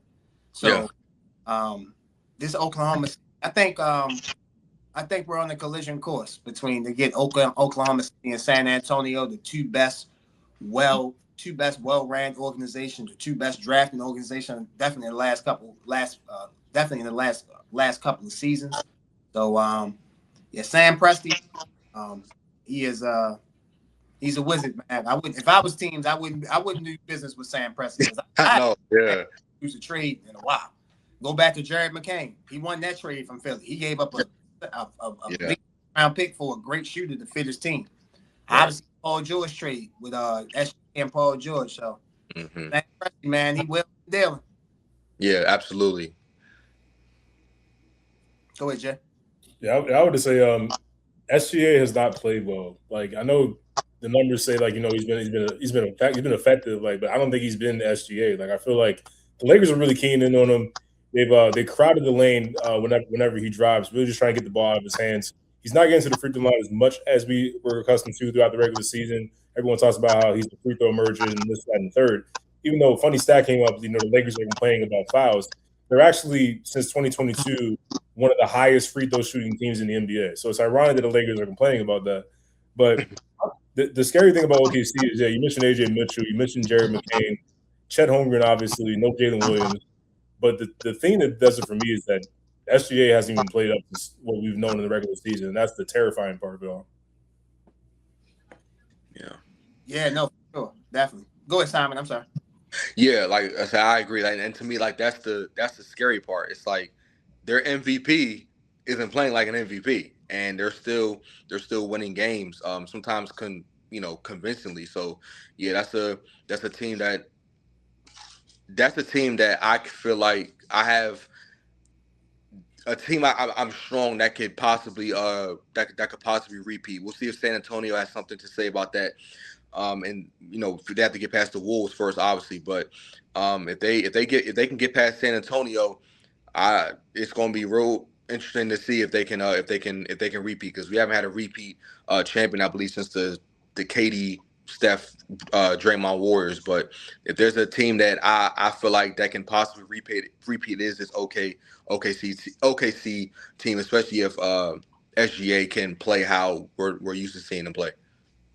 Yeah, last team that went back 2017, 2018 Golden State Warriors, Kevin Durant, Steph Curry, Klay Thompson, Draymond Green, led by head coach Curry, who re-upped to be the Warriors coach for the next 2 seasons. Congrats on him on re-ing up and staying with the Warriors. I think that solidifies that Steph Curry will retire as a Warrior. So that's good for the Warriors. Simon, we'll get you up out of here on this one, brother. So you talked about Oklahoma City, you talked about their dominance. If you had to say right now, your NBA Finals matchup will be who and who? I'm going to say, I think I'm going to go Thunder Knicks for the NBA Finals. Yes, I already talked about OKC and what they can do, but New York is they've been playing very well. Their offense has been very, very great. They're on a great winning streak right now. They're averaging I have some notes here. They've been averaging over 125 points during this current playoff winning streak. Jalen Brunson, he's been great this playoffs. He's been playing very well. One of the more clutch players this league currently has right now. Yeah, so if I had to say my finals matchup, I would say Thunder Knicks. Thunder and the Knicks in the NBA Finals. I'm sure the people in Madison Square Garden would love that. They haven't been to the NBA Finals, as JG mentioned, since 1990. It's been a little while for the Knicks going to the NBA Finals. So I know the fans in New York, of course, they're not going to lose their mind. They just be normal sports fans and think everything. The Knicks go to the finals. New York will be jumping crazy. Yeah, crazy. See that now and what they're doing in the playoffs. So I want to give a special shout out to Karl Anthony Towns and Mike Brown. Mike Brown, when he first got into the NBA, he was known as a defensive coordinator. Mike Brown learned a lot. Mike Brown learned some stuff when he was in Golden State. Mm-hmm. Not comparing these two players. I hate when I do this because people are saying you're saying this person is comparable to this person. No, I'm comparing situations. You know what Karl Anthony Towns looked like? He looked like Draymond Green off the Warriors. They're putting him in that position, whereas though they put him in that point forward position, whereas though he can orchestrate the offense. And what that does is it allows the big man obviously to touch the ball, facilitate the offense. But it takes pressure off Stephen Curry. It takes pressure off of Jalen Brunson because now we have another ball orchestrated. We have someone that can run the offense, and it's not bottled down to just the guard has to run it. That wears you out during the playoff series. Because in the playoff series, you grab, you hold, you fight. Shit, we seen a guy elbow somebody. You feel me? So, like you're gonna do everything you can to try to hold on to that series and try to hold on to that battle and try to win that battle. So I love what I'm seeing from Mike Brown. Karl Anthony Towns has always had this in him. He had this in him at Kentucky. You feel me? So he had the passing ability at Kentucky. So I'm very interested to see who wins that Cleveland-Detroit series. Yeah. But as of right now, I would have to give. I gotta agree with you. I think the Knicks should be the favorites in the Eastern Conference. Yeah. To answer your Karl Anthony Towns for you, Josh. Again, really good comparison. You're not comparing like the same players, obviously. Karl Anthony Towns and Draymond are different players. We know that, but a lot of what the Knicks doing are a lot of what Golden State did with Draymond Green when they had Steph and Clay. They had Brunson. They have Brunson, OG Anunoby, Hart. There's more movement off ball with those guys, which again has allowed Jalen Brunson to not be worn down by the time the fourth quarter gets here. And Karl Anthony Towns, he's never really been a back to the basket big. He's at his best when he's facing the basket, whether to be a playmaker or to attack. He's shown the ability to put the ball on the floor from the one line and attack, and we all know about his shooting ability. So Karl Anthony Towns has been unlocked by Mike Brown, and this very well can carry the Knicks right to the finals. Absolutely. The Knicks, they got down against the Hawks, and ever since then, they've been the best team in the playoffs. They have not lost a game. So won the last two from the Hawks, and then they sweep Philadelphia. So the Knicks have won 6 straight. So, again, I think San Antonio might have a little bit to say against Oklahoma City in the West, and I think Detroit matches up the best against the Knicks. I think they match up better against the Knicks than Cleveland. Cleveland, especially when they're not playing in Cleveland. So should be a very, very interesting finish to the second round of the playoffs, and as we move to the Eastern and Western Conference Finals. Absolutely, yeah, it's definitely gonna be interesting to see for sure. I'm excited, definitely. We all are, man. This you get playoff basketball, man. It's nothing like it. Now the one thing that sucks is that we go from 2 games to 1. So you start that now. You start going from 2 games a night to 1 game a night with the conference finals because it'd be on every other night. West will be on first in the East. East will be on first in the West. Comes after. So best time for NBA. Man, best time. We get to see who gets to find out who's getting closer to crowning the champ. And OKC repeat, or can we get some fresh new blood in here? San Antonio, Detroit, Cleveland, etc. New York, etc. Yeah. My brother, it's been an honor and a privilege to have you on Highly Opinionated, brother. Congratulations on all your success. Congratulations on all the great things that you're doing. I watch CTVS Sports, so look forward to getting the message out there. Look forward to promoting you as much as I can, brother. You are the best, brother. Congratulations on all your success. Thank you so much. I definitely appreciate you guys having me on the show. Y'all seem like cool dudes, and I would definitely love to be on here again sometime for sure. Simon, brother, we say this to everyone, man. We don't want to just have you on one time. We want us to be the first of many. So we look forward to having you back on the show in the immediate future, brother. All right, sounds good. Yes, sir. Ladies and gentlemen, we're going to take a quick break. You're watching Highly Opinionated. We will be right. Great job, Simon. Ladies and gentlemen, this episode of Highly Opinionated is sponsored by Wolves of War. In some of the episodes, you can see my co-host and Ross wearing a brand called Wolves of War. Wolves of War is our first sponsor, ladies and gentlemen, and we are so thankful to have those guys sponsoring Highly Opinionated. Thank you very much. The actual meaning of Wolves of War is that it represents having a strong path behind you through the battles of life. With the right people behind you, you can get through anything. You guys see the link for Wolves of War? Make sure you guys click on the link, shop, great apparels, t-shirts, sweatsuits, whatever you want, they have. Once again, Wolves of War. Make sure you guys go shop. Welcome back, ladies and gentlemen, to Highly Opinionated. JG, as always, we end the show with the NBA playoffs. NBA playoffs, we're fastly approaching the conference finals. We have two teams that have advanced to the conference finals.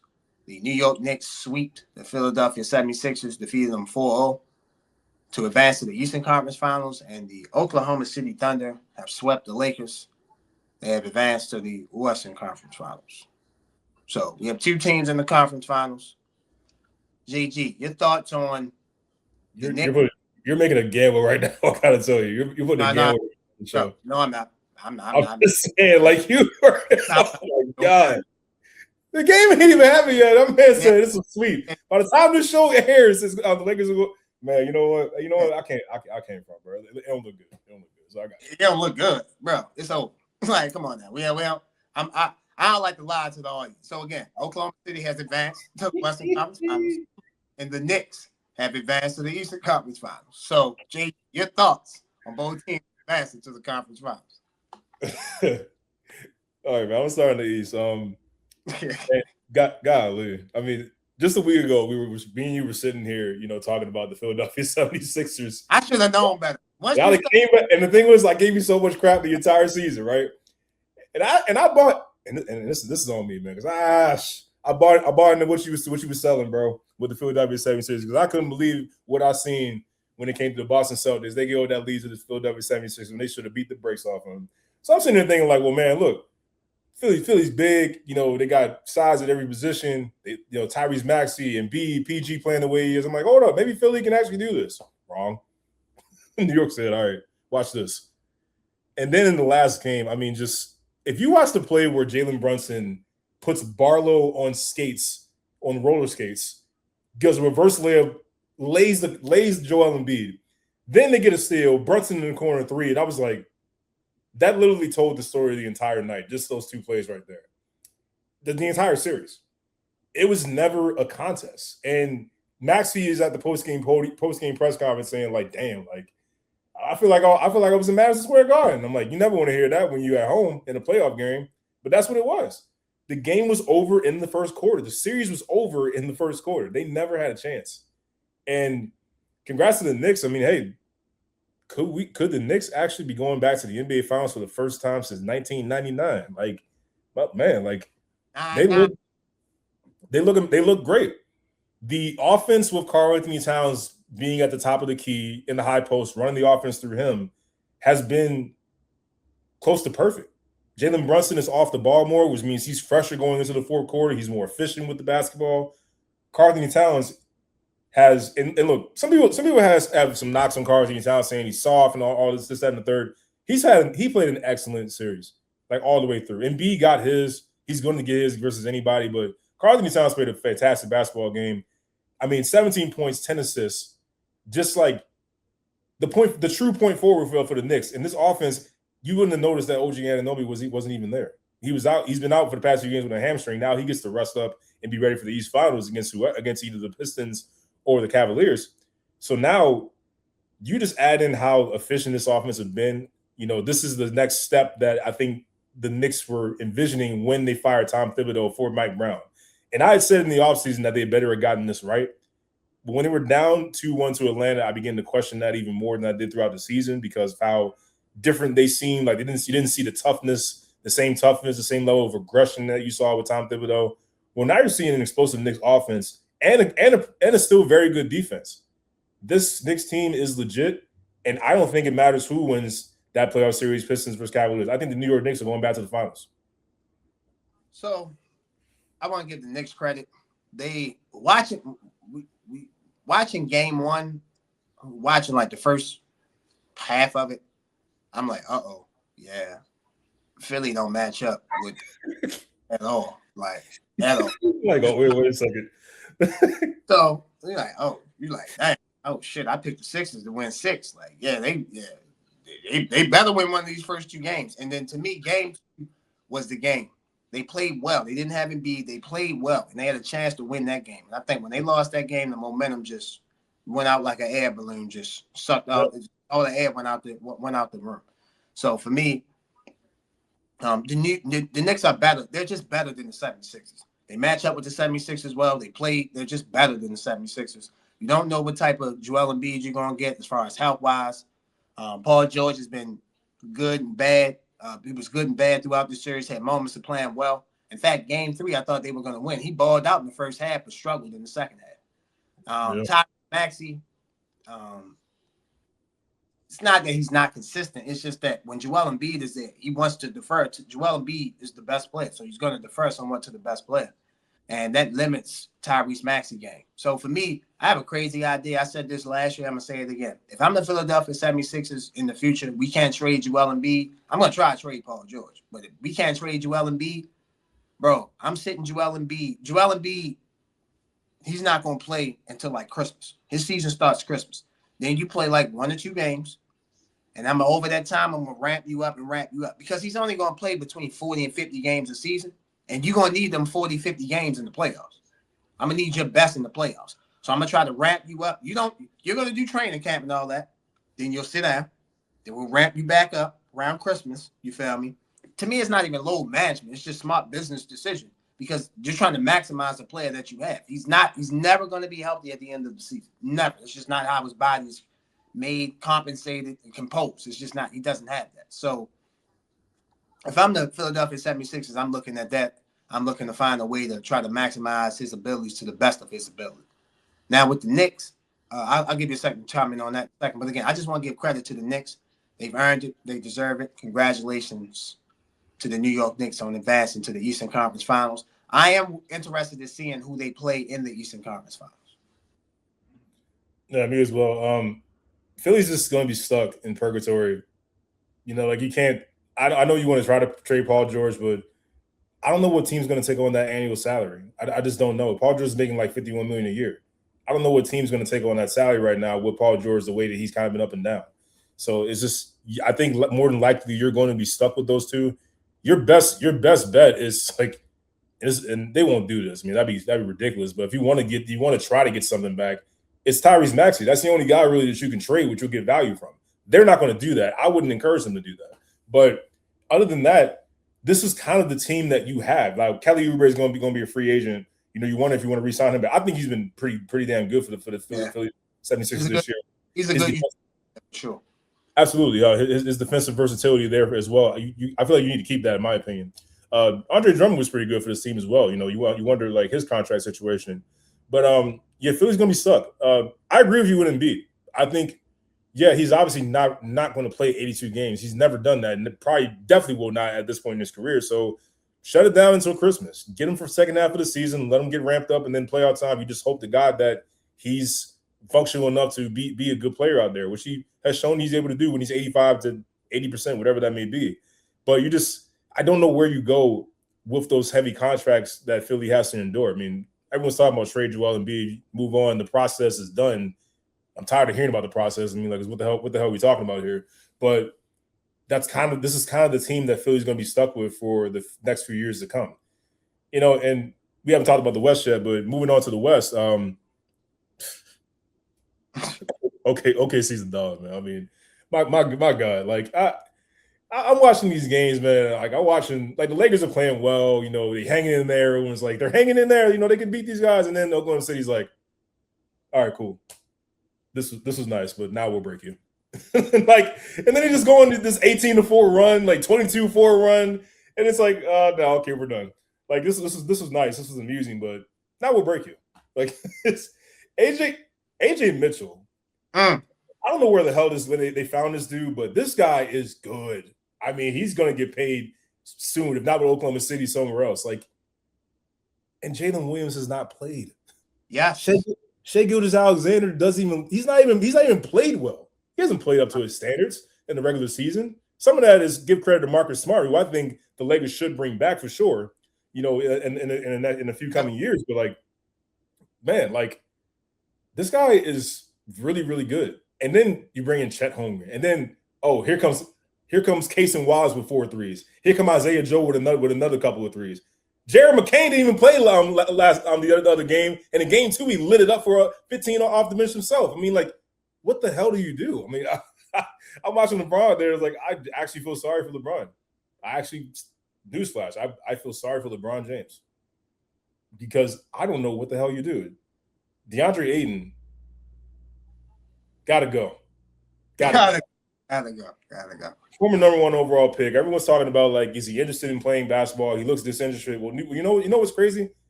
That's the same warning they gave on draft night when DeAndre Ayton went number 1. I remember this vividly.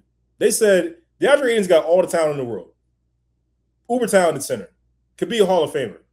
But they questioned his motor. I'll never forget that. I'll never forget when I heard it that night. I was like, wait a second. That's not good. Fast forward, Phoenix says, hell, we're done. Ship you off to Portland. The Portland Trailblazers, who sucked, and said, we don't want you here. We're terrible, but we don't even want you here. So get the hell out. Free agent. Lakers pick him up. They're thinking, all right, great. He's in a good situation. LeBron James will get him going. Wrong.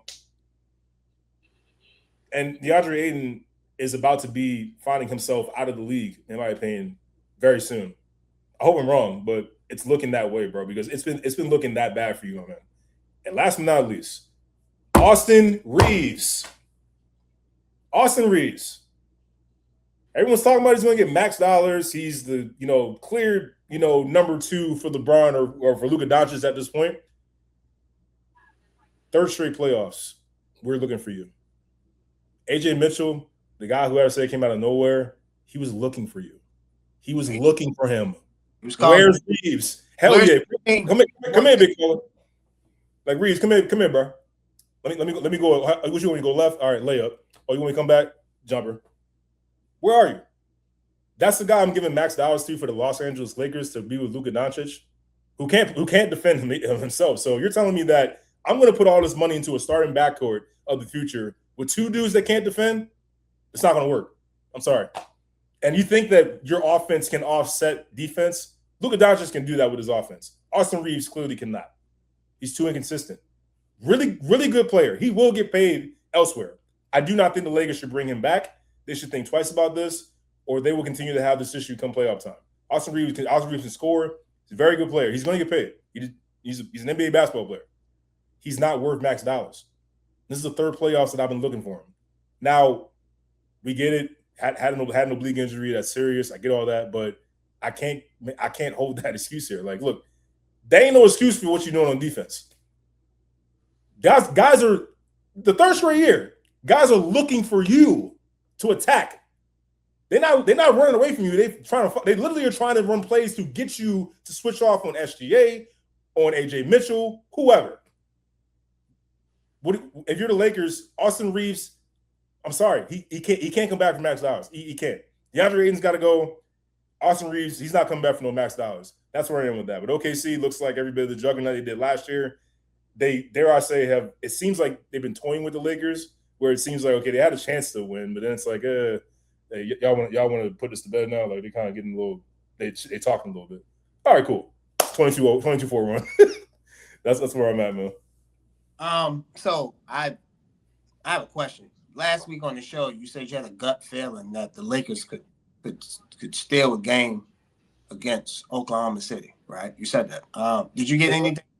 Like, did you get a chance to go to CVS or something? They don't got no more Rite Aids now. So, for them feelings, bro, you can go to your local pharmacy, bro. They can solve all them problems if you because you said, I usually, this is what you said. I should have a clip ready.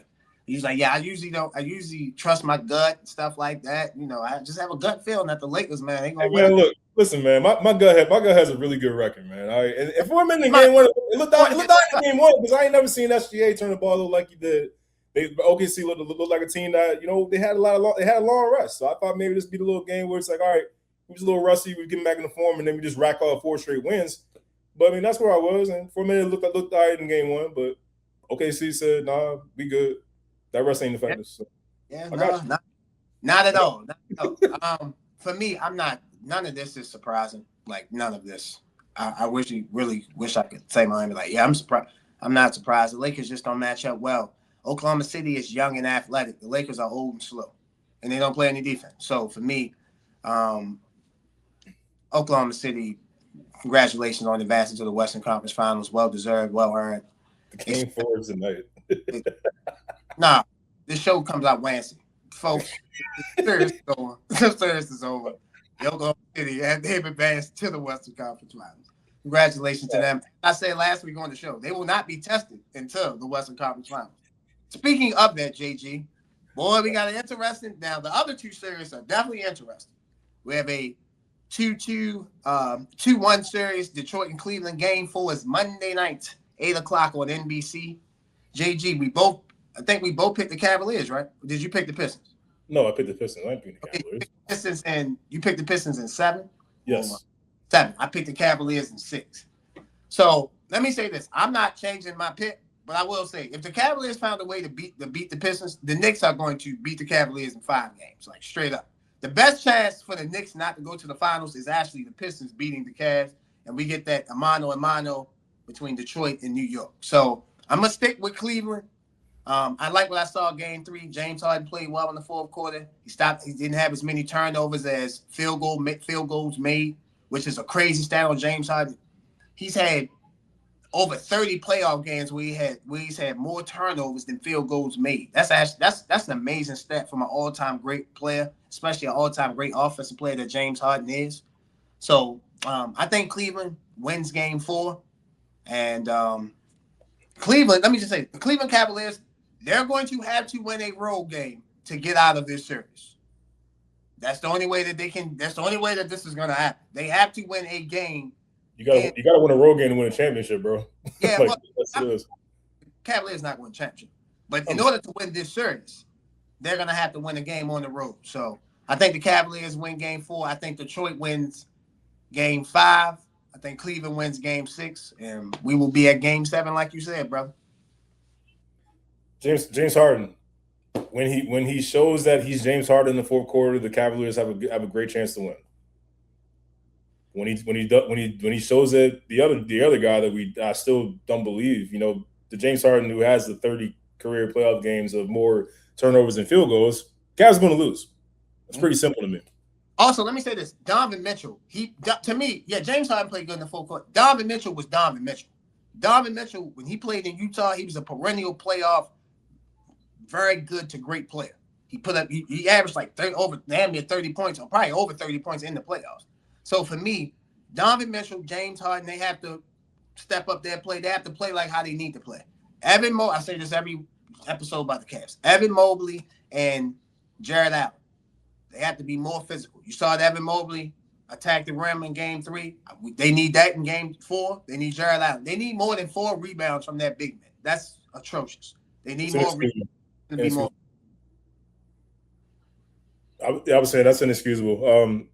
The bigs for Cleveland have to out physical Detroit's bigs. I know that may seem like a losing battle, but you got to do better than what we've seen. Got to be more consistent. But Donovan Mitchell has played really well. He's the guy, in my opinion, where it's like the first 3.5 quarters, like let Mitchell cook. Let him get you there, and let James Harden be that closer. That to me is like a winning formula for Cleveland. Not to say that Donovan Mitchell can't be a closer. He's shown that numerous times in the playoffs. I just think with this particular team, I think James Harden needs to be that closer. Evan Mobley also needs to be more of a factor in the 4th quarter as well. Consistency is what we're looking for with Cleveland. We're just looking for consistency in all phases because they have the talent to beat Detroit. They can go to the East Conference Finals. I laugh and joke all the time about Cleveland, but they have a very talented team that is more than capable of getting to the Eastern Conference Finals, and they can challenge the Knicks. But it's hard for us to believe, well, for me anyway, to believe in them being consistent. The more consistent teams are the ones that advance and keep playing into June. Yeah, you gotta be consistent in the playoffs. You gotta be consistent in life in general. But you definitely have to be consistent in the playoffs. The Knicks have been one of the most. The Knicks and OKC have been the two best teams in the playoffs. The Cavaliers still trying to find themselves in the playoffs, trying to find out what they can and can't do. So, definitely an interesting series. Again, Game 4 Monday night, 8 o'clock on NBC. The last series that we're gonna go to, in my opinion, the best second round series. When we saw the matchups, the Minnesota Timberwolves even up the series with the San Antonio Spurs. They win Game 4 to tie the series, make it 2-2. Game 5 will be Tuesday night at 8 o'clock on NBC. JG, series tied 2-2. That's 2 out of 3 left. Who advances to the Western Conference Finals? We both picked San Antonio. It's funny, we both picked San Antonio in 5. It has to go more than 5 because it's 2-2. So who in your opinion, who has the advantage as the series travels back to San Antonio for Game 5? I still think San Antonio will win this series. A lot was made about Victor Wembanyama getting ejected with that flagrant 2. I want to address that. I watched the video a bunch of times. People were texting me saying like he shouldn't have got ejected. It wasn't a flagrant 2. The reason why I was torn for a minute and now I'm leaning towards that was the correct call because it's just he got fouled. He got beat. He's been getting beat up by Minnesota, but the windup and the swing right in the Nas Reed is just the way that he winded up. You could not call it flagrant 2. If you want to like put the criteria down for flagrant 2, that literally is a picture definition of what that is. So it was the right call. San Antonio still hung in there and was leading most of this game. So, and look, Minnesota, this is who they are. They want to get in your head. They want to get you out of character. I've never seen Nikola Jokic more emotional in a playoff series than I saw against the Minnesota Timberwolves. This guy's like, he's got a different facial expression. He's running after Jaden McDaniels, trying to grab him up by the jersey. I ain't never seen Jokic act like this. But that's what Minnesota does. Got Jaden McDaniels, Anthony Edwards, Randall. They bullies. They want to get in your head, make you act out of character. You never seen Wembanyama throw an elbow. Like he's been very he doesn't complain. He's pretty mild mannered for the most part. And Minnesota's been hitting the hell out of him. Coach Mitch Johnson even said that he's happy that he protected himself. It's funny, I was thinking about this today, and my mind went back to my playing. I'm having an old guy moment. My playing days in high school at Calvert Hall. There was always Towson Catholic. The Minnesota Timberwolves remind me of Towson Catholic.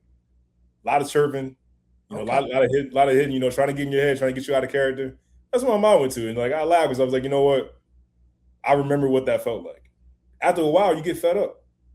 You're not gonna keep knocking me around and hitting me and everything. Eventually, I'm gonna have to send a message. Now, nobody's advocating for violence, guys. But at the same time, it's basketball. You're gonna get hit. So eventually, Wembanyama said, "Enough of this shit. You guys want to hit me? You gonna catch your elbow when I'm trying to protect the ball." And I don't blame him. My father used to tell me the same thing when I was playing. You have the right to protect yourself. You're not saying intentionally like that, but still, you gotta protect yourself. Yeah, you gotta protect yourself. Listen, everybody know my affinity for Victor Wembanyama. I think he's the best player in the NBA. I think he has potential to be the greatest basketball player I've ever seen, in my opinion. So my people know how I feel about Wembanyama. The NBA did right. You damn right you eject him out the game. Bro, he looked at him and then wind it up. You can't do that. That's unacceptable. I get that. There are plays of Minnesota pushing him. He's just running down the court. He's just pushing him to the ground. So the book on Wemby is be physical. Totally understand that. Got that. He needs to understand that. To me, this can be a great lesson for him. Most people, again, I'm not using this as an excuse, but this is the Spurs' first time in these type of situation moments. So, yeah, it's different. You got to hold your composure. Being able to win in these type of situations, you got to understand time. You got to understand the situation. You got to know yourself and understand the word I'm looking for. Watch your composure. You feel me? Watch your surroundings. Watch what you're doing so you can put yourself in the best position. I'm agreeing with you. I picked the Spurs to win in 5. Obviously, it'd be more than a 5-game series. I think this is 7. I said this. We was last week. I think I didn't say it on this show. I said it on Nothing But Net.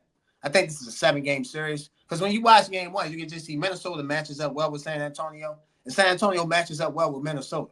You have 2 elite, great players in Victor Wembanyama and Anthony Edwards. So to me, it's all about the supporting cast. As you said, the Spurs played relatively well at home. I mean, on the road after Wemby got ejected after Game 4. But if you don't have your best player, to me, that minimizes what you can fully be. So I think the Spurs can win this in 6 because I think I think the Spurs will win Game 5. I think they can win it in 6. Wouldn't be surprised, but I'm gonna say 7. I think they close it out Game 7 at home, and then they advance. We get the matchups that we want. The matchup that we want: OKC and San Antonio in the Western Conference Finals. Which supporting cast is going to step up? Not Nas Reed, Ayo Dosunmu, Jay McDaniels, or Castle, Dylan Harper, and Vassell. Those are the matches I'm looking at. I will put Fox in that category too for San Antonio. He's played well, but he hasn't shot the ball well. Yeah, so yeah, De'Aaron Fox too. Yeah, I mean, I kind of like labeling him as like, I don't know, maybe a star. The other guys I see more as a supporting cast. Like it's hard for me to even say that because I feel like Dylan Harper and Stephon Castle are on the verge of being stars themselves. But yeah, definitely De'Aaron Fox in there as well. Yeah, for sure. Again, just about which supporting cast can step up and which coach hit the right buttons. You see Carter Bryant, he missed Game 1. He started playing more in this series, coming back from injury. Obviously, Terrence Shannon Jr. So which coach, right adjustments, right lineup at the right time, and make the right moves to put the team in the best position to win. Should be a great finish to the Minnesota-San Antonio series. Ladies and gentlemen, thank you guys for watching episode 83 of the Best Sports Show Out, Highly Opinionated. Ladies and gentlemen, for the best editor, best producer, the best guy here on Highly Opinionated, shout out to that brother Ross. Keep doing amazing work, brother. We love you. Ladies and gentlemen, for the best co-host in the game, you guys make sure you like, follow, and subscribe. My brother Club JG Podcast, man, you're doing amazing work over there. Keep up the great work, brother. Appreciate you, my guy. Yes, sir. Yes, sir. I am merely Josh. Ladies and gentlemen, we will see you next week for episode 84. We are out.